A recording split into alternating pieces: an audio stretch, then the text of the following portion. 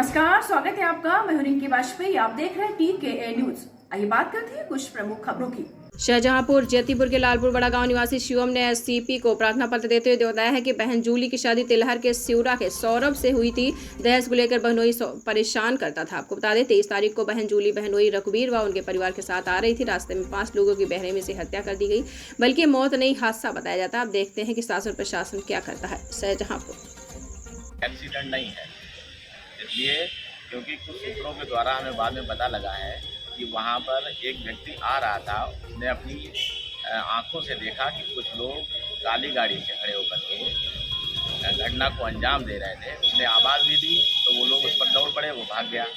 उसके बाद जो इनकी बड़ी बेटी है जिसका नाम जूली है, उसका हस्बैंड सौरभ, उसके पिताजी का नाम राजवीर सिंह, उसको शाहबाद मेरी बहन की शादी थी, उसमें ये सब आए हुए थे। और सौरभ और राजवीर ये दोनों लोग शादी में शामिल नहीं थे, लेकिन इनको शाहबाद अल्लाहपुर तिराहा पर देखा गया और इनकी एक्टिविटी भी वहाँ महसूस की गई। हमने खुद, जबकि हम एक बार पुड़िया लेने गए तो वहाँ पर ये सौरभ सिंह टॉयलेट कर रहा था। इसने हमको देख करके ये पेड़ के पीछे हो गया, तो हमको कोई मतलब नहीं था, तो हम तो चले गए, क्योंकि वो आए दिन हम लोगों से नाराज़ रहता था, हमारी भांजी को मारता पीटता था और उसको मायके जाने पर काफ़ी एतराज़ करता था। उसने ये भी कहा था कि अगर तुम शादी में शरीक हुई तो अंजाम बहुत बुरा हो जाएगा, और उसने अंजाम बुरा कर भी दिया और हम लोगों को न्याय चाहिए। अच्छा, आपको सूचना कैसे लगी? हमको सूचना पुलिस के माध्यम से लगी।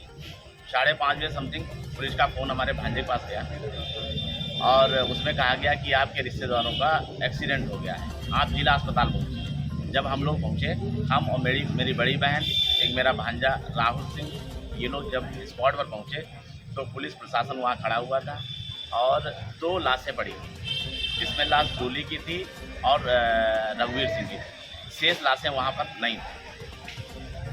तो बाकी लाशों को क्यों नहीं ले जाया गया एक साथ? इसकी जानकारी ली आपने? नहीं, इसकी जानकारी मैंने उनसे पूछा तो उनका एक एम्बुलेंस में नहीं आई है। ये दोबारा एम्बुलेंस आई उसके बाद करीब 15 मिनट बाद और लेकर के जिला अस्पताल चली आई। हम लोग भी उसके साथ आए। अच्छा, ये लोग जो लोग मृतक हुए हैं, ये लोग किस सवारी से आ रहे थे? ये लोग, ऐसा हुआ कि मैरिज हॉल से लगभग तीन बजे समथिंग वहाँ से निकले। हम लोगों ने काफ़ी रोका इनको, तो इन लोगों ने कहा नहीं मामा हम चले जाएंगे। इन्होंने भी रोका, इन्होंने भी रोका, सबको उन्होंने कहा हम चले जाएंगे। जाने के बाद क्या हुआ कि पहले तो ये मोटरसाइकिल से निकले, लेकिन मेरे हिसाब से जो जूली थी उसको उसके हस्बैंड ने अपनी गाड़ी बैठा लिया। तो एक बाइक पर ये कितने लोग दिखाए जा रहे हैं? एक बाइक पर पहले तो 6 लोग दिखाए जा रहे हैं, जिसमें उसकी जूली की बिटिया बची है जिसको खरोच तक नहीं है। कितनी उम्र थी उसकी? उसकी उम्र 10 नहीं है। आपको वहाँ क्या लगा उन लोगों को देखकर? एक्सीडेंट है कि क्या है? वो तो कोई भी देखेगा भाई साहब, कोई भी देखेगा, किसी को भी एक्सीडेंट की कंडीशन नहीं लगेगी, क्योंकि सारी डेड बॉडीज़ एक जगह इकट्ठा हैं और उनके सर फाड़े गए। अच्छा, आपको ऐसी जानकारी कैसे हुई कि मतलब जो है ये मर्डर है, ये दुर्घटना नहीं है? मर्डर क्या, ऐसा हुआ कि सभी लोगों ने प्रश्न उठाए, हमको भी प्रश्न चिन्ह लगा, क्योंकि और फिर उस सौरभ को शाहबाद में देखा भी गया था।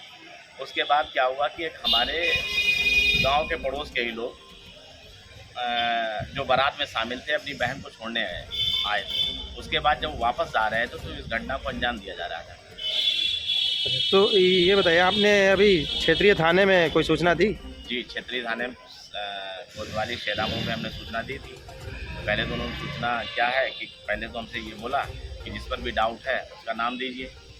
फिर क्या बोला, बाद में जब दूसरे दिन गए तो उन्होंने ये कहा हमसे कि हम नामजद FIR नहीं लेंगे, आप अज्ञात लोगों के खिलाफ FIR करिए।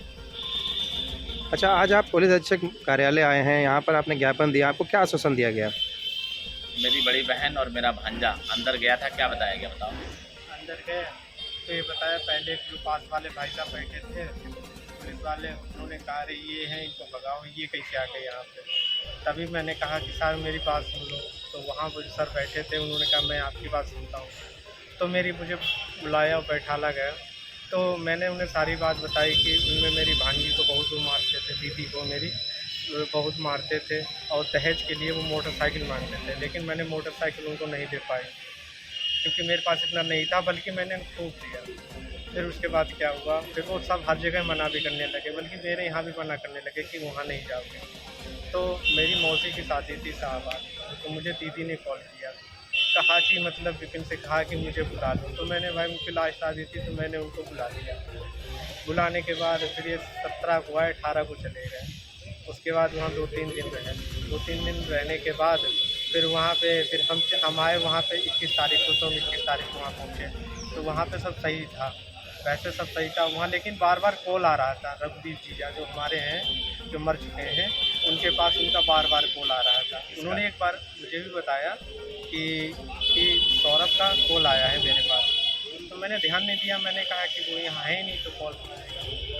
तो फिर ऐसे मुझे लग रहा है कि उन्होंने ही नहीं, कप्तान साहब ने आपको जो है क्या आश्वासन दिया आज? ये कहा कि कोई ना, हम आपकी कार्रवाई पूरी करेंगे, हम देखेंगे, लेकिन जो भी न्याय होगा वो मैं आपको दिलाऊंगा, बस यही बताया।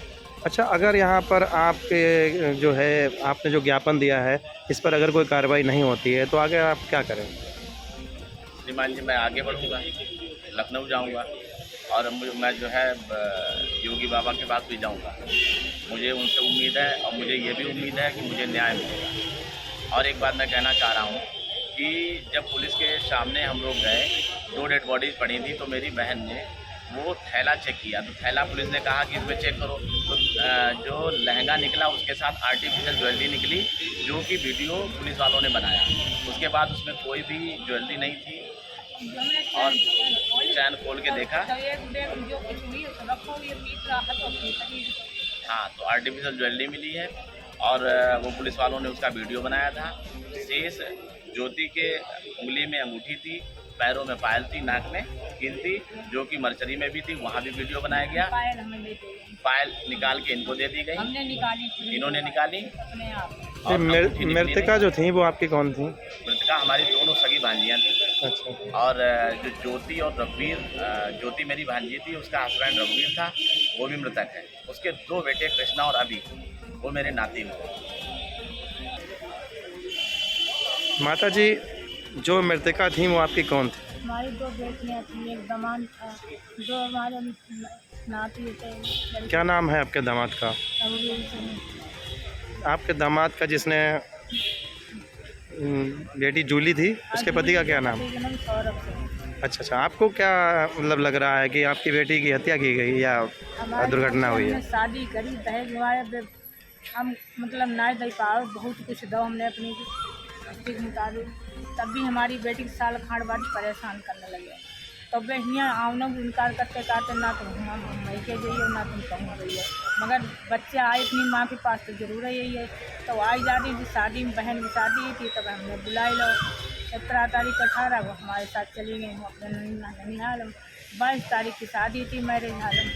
और सौरभ से हमारी कबऊ ना बनी थी, जब मारते पीटते थे। हमने कई बार पंचायत जोड़ी, मोहरा शिवरव जोड़ी, बड़े गाँव जोड़ी, मगर जैसे 4 आदमी में लाभ देते, फिर मजबूरी विदा कर देने। तब हम सोचते थे कोई बात नहीं, चलो चलो, आखिर में डार हो हमें पूरी सगाई है। तो आपको विश्वास है कि ये सब विश्वास है, क्योंकि एक इनके चिकन आई थी, हमारी बेटी की लाज पड़ी थी, जो वहाँ पहुँचे तो एक इनके चिकन चेहरा बनाई थी। इनने हम मोबाइल और स्विच ऑफ कर ले, हमसे बात नहीं करते। हमारे 3 बाली बच्चा जूली गए, बात नहीं करता। क्या इससे पहले कभी कोई बड़ा विवाद हुआ आपके बेटिया और दामाद में? बहुत विवाद, बहुत गाँव मारने लगे, अंदर हम मोबाइल लाओ करके चले गए। बहुत गाँव पंचायत जो भाई, बहुत गाँव मैंने लड़ाई लड़ी, क्या करेंगे। तो आपको यहाँ आज आश्वासन दिया गया कार्रवाई का? हाँ, तो कई तो चलिए।